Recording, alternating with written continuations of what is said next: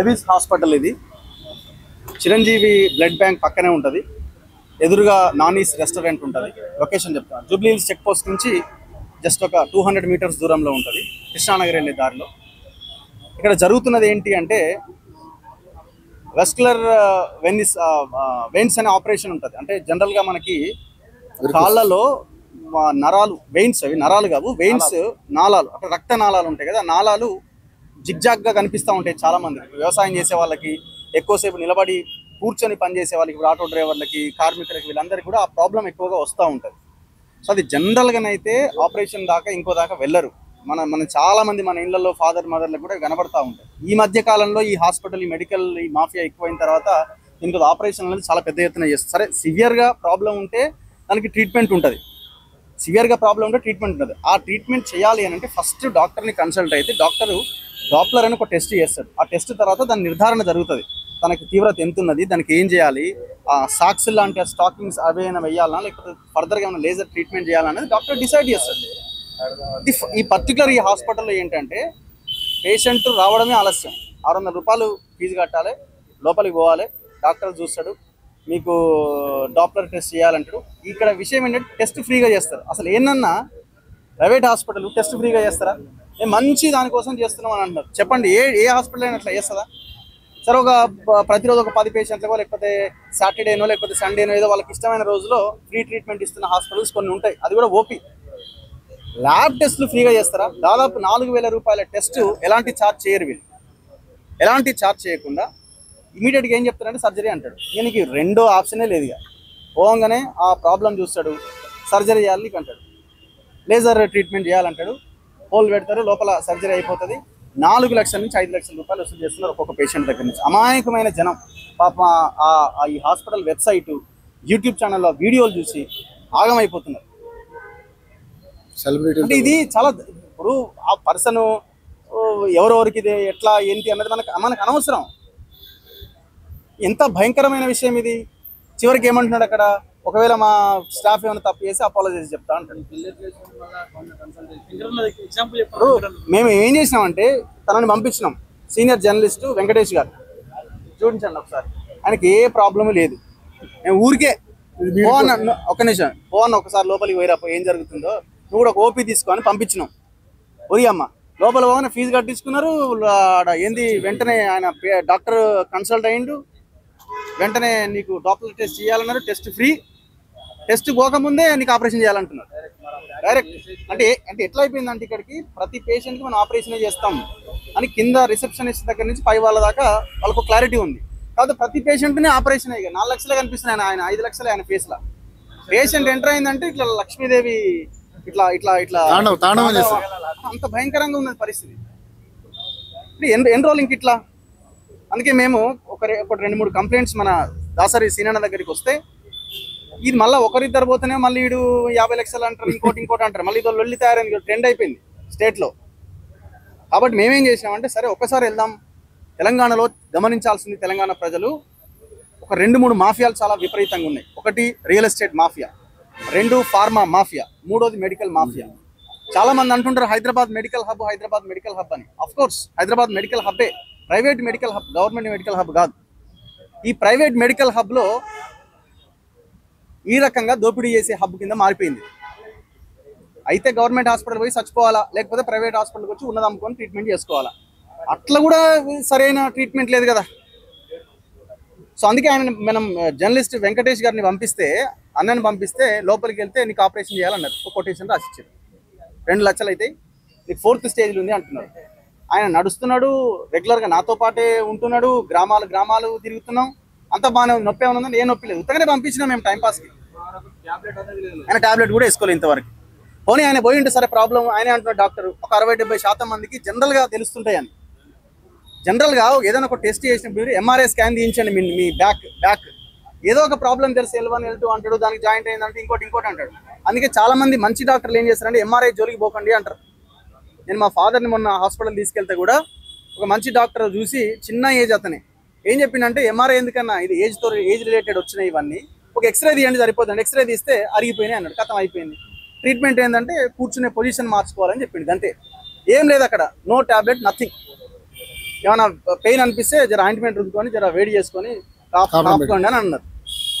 అదే ఇళ్ళకి తీసుకొస్తే నాకు తెలిసి వెన్నెముక కూడా వెరికోస్ వెయిన్స్ అంటారేమో.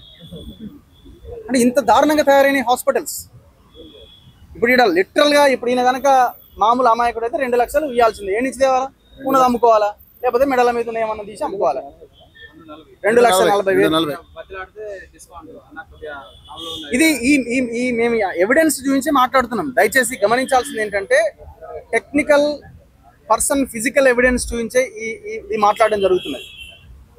ఎక్కడ కూడా ఏదో నోటికి వచ్చిందో లేకపోతే పేపర్ల మీద మాట్లాడట్లేదు. ఈ పర్సన్ది ఆల్రెడీ సర్జరీ అయిపోయింది. ఏది వెరికోస్ వెయిన్స్. సర్జరీ అయిపోయిన తర్వాత మళ్ళీ మా దగ్గరికి వచ్చి ఇది పరిస్థితి అని అంటే జనరల్గా తెలిసిన వాళ్ళతో అప్రోచ్ అయితే మేము ఏం చేసినామంటే ఒక ల్యాబ్కి పంపించినాం. ఏంటది టెనెట్ అని ఒక ల్యాబ్కి పంపించి చేస్తే అక్కడ ఏం లేదని తెలిసింది. సరే చిన్న చిన్నవి ఉంటుండొచ్చు ఒకవేళ రిపోర్ట్లో, కానీ అది మరీ లేజర్ ట్రీట్మెంట్ చేసేంత సివియారిటీ ఏమీ లేదని రిపోర్ట్ వచ్చింది. వచ్చిన తర్వాత మళ్ళీ ఈడిది పంపించినాం. ఈ దానికి పంపిస్తే ఓ అమ్మ నీకు అసలు ఇది అసలు చరిత్రలో ఎవరికి లేదు ఇంత భయంకరమైన 4,50,000 అడ్వాన్స్ అని చెప్పి ఈయనకు సర్జరీ చేయడానికి రెడీ అయ్యి మీరు రెడీ చేసుకోరంటే ఇవాళ తీసుకొచ్చిన పైసలు గీసలు అన్ని పట్టుకొచ్చి మరి ఏం చేస్తారో అని తీసుకొచ్చి ఈయనతో పాటు జర్నలిస్ట్ వెంకటేష్ అని కూడా తీసుకొచ్చినాం. అంటే ఒక యాడ్ ఆన్ ఉండాలని. ఇంకొక బాధితుడు ఇక్కడ ఉన్నాడు. ఈయన బాధితుడు వీళ్ళ మదర్కి ఏదో ఆయన వైజాగ్లోనే విజయవాడలోనే చేసిండట. వైజాగ్లో కళా హాస్పిటల్. పరిస్థితి చూస్తే 6 నెలల తర్వాత మొత్తం కాళ్ళంతా ఆగమాగమైనాయి. మళ్ళీ మరి ఏం సార్ ఇదంటే ఇంకో 4 లక్షలు అయితే హైదరాబాద్కి అంటున్నాడు. ఆయన వైజాగ్ నుంచి వీడి దాకా వచ్చాడు. ఇట్లాంటి పేషెంట్స్ ఎంతమంది ఎవరెవరు ఉన్నారో దయచేసి బయటికి రండి. మరి దోపిడీ మరి మేనేజ్ ఈ హాస్పిటల్ ఓనా లేకపోతే ఇంకా పెద్ద పెద్ద వాళ్ళు వెనకాల ఉన్నారా? ఇంతకంటే భయంకరంగా పొలిటికల్ ఇన్ఫ్లుయెన్స్ లేకుండా ఇట్లాంటి హాస్పిటల్స్ నడవాయి. దయచేసి గుర్తుపెట్టుకోండి. అవసరం అయితే మాలాంటి వాళ్ళ పేర్లు కూడా వాడతారు. కొంత ఒకరిద్దరు పేర్లు చెప్పింది కదా ఆయన వాళ్ళది వీళ్ళదని సింపుల్గా వాడేస్తుంటారు. మనకు ఆయన తెలుసు ఈయనకు తెలుసు అని. పాపం వాళ్ళకి ఏం తెలియదు అమాయకులకి. మాట్లాడేటప్పుడు అందరం మనోళ్ళే అని అనుకుంటాం కదా. సో దయచేసి ప్రజలు యూట్యూబ్లో చూసి ట్రీట్మెంట్ తీసుకోకండి. ఒక డాక్టర్ దగ్గరికి పోయి ఆగిపోకండి. సెకండ్ ఒపీనియన్, థర్డ్ ఒపీనియన్ కూడా వెళ్ళండి అవసరమైతే. వాడు పొరపాటున సర్జరీ అన్నదంటే 1కి 100 సార్లు ఆలోచించండి. ఇది ఒక ఎగ్జాంపుల్. ఒక స్టడీ తర్వాత మేము ఇక్కడికి వచ్చిన తర్వాత మాకు అర్థమైన విషయం ఇది. సచ్చిన శవాలకు కూడా ట్రీట్మెంట్ చేస్తే హైదరాబాద్లో ఉన్న కొన్ని హాస్పిటల్స్ మంచి డాక్టర్లు ఉన్నారు. మొన్న జరిగిందిగా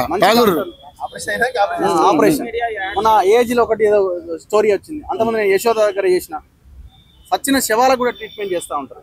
సో ఇమీడియట్గా మేము medical association, medical council, Indian medical అసోసియేషన్కి అక్కడ ఉన్న ఒక అధికారికి కాల్ చేయడం జరిగింది. ఈ బాధితులతో కంప్లైంట్ ఇప్పిస్తాం. అసలు ఏం జరుగుతుంది ఈ హాస్పిటల్లో, ఒకవేళ జాగ్రత్తగా నడిపిస్తే ఏ ఇబ్బంది లేదు. కానీ ఇప్పటివరకు జరిగిన వాటి మీద ఖచ్చితంగా ఎంక్వైరీ జరగాల, శిక్ష పడాల్సింది. తక్షణమే ఇట్లాంటి హాస్పిటల్స్ని రద్దు చేసి పడేయాలి సింపుల్గా. విత్ ప్రూఫ్ తోటి రఘు కానీ తర్వాత కాలేజీ సీనియర్ కానీ విత్ ప్రూఫ్తో పేషెంట్తో సహా, పైగా మేము ఒక పేషెంట్ని పంపించినట్టు ఈ సీనియర్ జర్నలిస్ట్ని పంపించి చేయించాడు. అది అక్కడ ప్రూఫ్ ఏంటనేది చూశారు. ఇప్పుడు మీరు వీడియోలో కనపడుతూ ఉంటుంది. సో దయచేసి అలాంటి అపోహలు ఏం కాకుండా రఘు అన్నట్టుగా మీకు అలాంటి సిచ్యువేషన్లు ఏమైనా ఎదురైతే మీరు ఏ జిల్లాలో కానీ ఏ ఊర్లో అయినా కానీ ఒకసారి కాంటాక్ట్ అయితే మీ సమస్యకి మళ్ళీ మేము పరిష్కారం చూపించే కార్యక్రమం చేస్తాం డెఫినెట్లీ. ఇది మాత్రం మీరు ఒకసారి గమనించండి దయచేసి. ఇందాక మనం చెప్పారు కదా, ఏది పెద్ద పెద్ద సెలబ్రిటీలను పెట్టి కూడా యాడ్స్ చేపిస్తా ఉన్నారు. యాడ్స్ చేపిస్తా ఉన్నారు, అది కూడా నమ్మకండి దయచేసి ప్లీజ్. సెలబ్రిటీలు మాట్లాడండి కదా, పెద్ద లీడర్ మాట్లాడండి, పెద్ద హీరో పెద్ద హీరోయిన్ వచ్చింది, ఇన్ఫ్లుయెన్స్ అవుతారు. సో వాళ్ళని చూసి ఇన్ఫ్లుయెన్స్ అవ్వకండి దయచేసి. మీరు చెప్పండి. సో ఇక్కడ విషయం ఏంటి అంటే 3-4 రకాల ప్రాబ్లమ్స్ ఉన్నాయి ఇక్కడ. ఫస్ట్ పేషెంట్ వెళ్ళగానే ఇమీడియట్గా టెస్ట్ చేసేసి సర్జరీ అంటున్నారు. ఇది నేను 2 కాదు 3 కేసులు ఇక్కడే చూసిన. అసలు ఆయనకు ప్రాబ్లం ఉందా లేదా చెప్పట్లేదు, ఏం చెప్పట్లేదు. సో ఇలాంటివన్నీ కూడా సంఘటనలు మా దృష్టికి చాలా వచ్చినాయి కాబట్టి మేము విత్ ఎవిడెన్స్ తోటి ఇక్కడ రావడం జరిగింది. సో అసలు ఇలాంటి సర్జరీలు, ఇలాంటి లేజర్ ట్రీట్మెంట్ అని చెప్తారు వీళ్ళంతా. బయటికి చెప్పడమేమో సర్జన్ ఏది వాస్కులర్ సర్జరీ అని చెప్పేసి బయట గూగుల్లో ప్రమోట్ చేస్తూ ఉన్నారు. ఇక్కడ ఏమంటున్నారు, లేజర్ ట్రీట్మెంట్ అంటూ ఉన్నారు. అంటే ఇక్కడ సర్జరీ చేయడానికి ఫస్ట్ ఆఫ్ ఆల్ ఈయనకు అర్హత లేదు. కానీ వాస్కులర్ అసోసియేషన్లో ఉన్నటువంటి కొన్ని లోపాలు ఏవైతే ఉన్నాయో వాటిని పెట్టుకుని ఈ ప్రొసీజర్స్ అన్ని చేస్తున్నట్టుగా చాలా స్పష్టంగా మనకు అర్థమవుతోంది. రెండోది, ఇక్కడ ఈయన మహానుభావుడు చాలా విషయాల్లో ఏంటంటే వచ్చిన ఇప్పుడు ఆయన నోటి వెంబడి చెప్పిండు మా దగ్గరికి ఈ రోజు నేను 65 ఓపీలు చూసిన దానిలో 20 రిజెక్ట్ చేసిన అంటే 45 పేషెంట్లను సర్జరీలకు రిఫర్ చేస్తున్నారని చాలా స్పష్టంగా ఆయనే చెప్పడం జరిగింది. ప్లస్ ఆయన యొక్క ఏది స్టాఫ్ ఎవరైతున్నారో వాళ్ళు ఇప్పుడు మా జర్నలిస్ట్ వెళ్తే అసలు స్కానింగ్ కాకముందే 600 రూపాయలు ఏది డాక్టర్ గట్టంగానే ఇమీడియట్ గా మీకు సర్జరీ చేయాలని చెప్పేసి అంటా ఉన్నారు. అంటే ఏ విధమైనటువంటి పరిస్థితుల్లో అర్థం చేసుకోవాలి. ఈవెన్ ఇది సర్జరీ అయింది ఓకే 2,10,000 4 లక్షలు కట్టినాం అనుకోండి, సర్జరీ అయిన తర్వాత పోస్ట్ కాంప్లికేషన్ విషయంలో మాకు గ్యారంటీ ఇస్తాడు 100% మేమే ఖచ్చితంగా ఏదైనా ప్రాబ్లం వస్తే మేమే చేస్తామంటాడు. 6 నెలల తర్వాత ఆ సర్జరీ ఫెయిల్ అయిపోయి చాలా దారుణంగా 40 పరిస్థితులు ఉన్న పేషెంట్లు వందలాది వేలాది ఉన్నారు. వాళ్ళ డీటెయిల్స్ అన్ని కూడా మా దగ్గర ఉన్నాయి. ఇంకొక విషయం ఏంటంటే ఇక్కడ నుంచి సర్జరీస్ ఫెయిల్ అయినటువంటి వాళ్ళు ఎవరైతున్నారో వేరే హాస్పిటల్స్ కు రోజుకు ఒక డాక్టర్ దగ్గర ఒక వాస్కులర్ సర్జన్ దగ్గర 4 కేసులు వెళ్తాను. నేను ఎంక్వైరీ చేస్తే నాకు తెలియని విషయం అది. సో ఇలాంటి అన్ని ఉన్నాయి. సో ఇదే సర్జరీకి వేరే హాస్పిటల్లో 1,50,000 అయిపోతుంది. ఇక్కడ మాత్రం 2,10,000. అది బ్లడ్ టెస్ట్లకు మళ్ళీ ఎక్స్ట్రా 19,000 రూపాయలు అంటారు. అవి కాకుండా వేరే ఈయననే మొత్తం ఆ ప్రొసీజర్ సంబంధించినటువంటి ప్యాడ్స్ కానీ లేకపోతే ఇంకా రకరకాలు ఉన్నాయి కదా, ఈయననే వాటికి సంబంధించినటువంటి ఎక్విప్మెంట్స్ ఏవైతున్నాయో వాటికి డబుల్ ఛార్జెస్ ఈయననే ఇస్తాడు. సో ఇవన్నీ ఉన్నాయి. జనరల్గా చాలా లోపాలు ఇందులో ఉన్నాయి. సో ఖచ్చితంగా మేము కూడా Telangana medical council complaint already audio call ద్వారా కంప్లైంట్ చేయడం జరిగింది. ఓవరాల్ కూడా మెయిల్ ద్వారా మేము అవసరమైతే ఫిజికల్ కూడా మేము మెడికల్ కౌన్సిల్ కంప్లైంట్ చేస్తాం.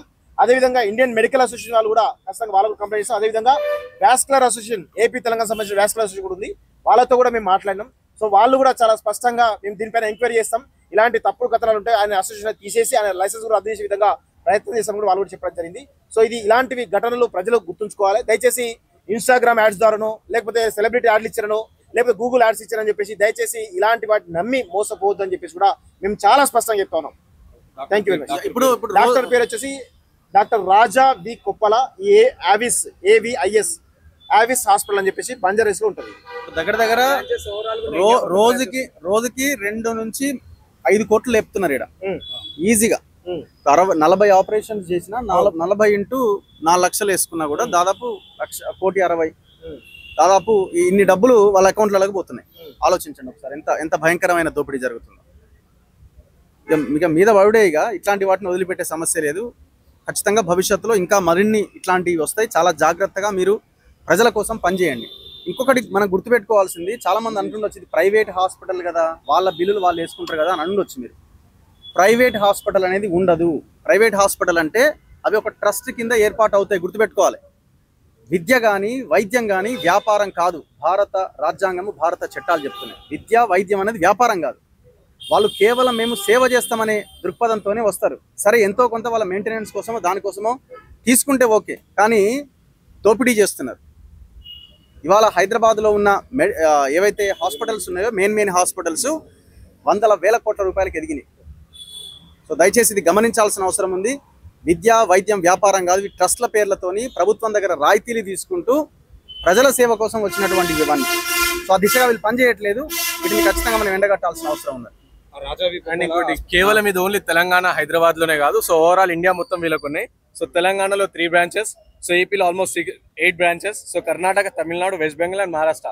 సో ఇన్స్టాగ్రామ్లలో కూడా వేరే ఇన్ఫ్లుయెన్సర్స్ తో వీళ్ళు ఇన్ఫ్లుయెన్స్ చేయిస్తున్నారు. సో మలయాళం లాంగ్వేజ్ కూడా, సో మలయాళంలో, తమిళ్లో, సో కన్నడలో ఇట్లా, ఎందుకంటే వీళ్ళ బ్రాంచెస్ ఓవరాల్ ఇండియా మొత్తం ఉన్నాయి కాబట్టి సో వాళ్ళని ఇన్ఫ్లుయెన్స్ చేస్తారు కాబట్టి సో జాగ్రత్త.